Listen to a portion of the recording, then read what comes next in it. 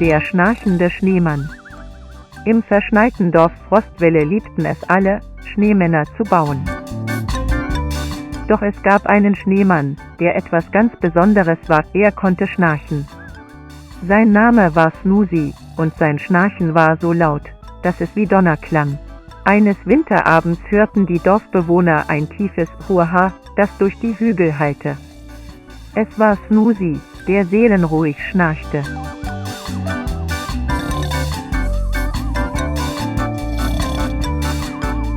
Das Geräusch war so laut, dass niemand schlafen konnte, und sogar die Sterne schienen im Rhythmus seines Schnarchens zu funkeln.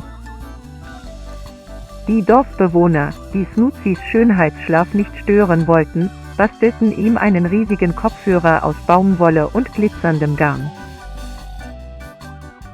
Vorsichtig setzten sie ihm die Kopfhörer auf seinen eisigen Kopf, und von diesem Moment an hatte Frostwelle wieder die ruhigsten und gemütlichsten Nächte.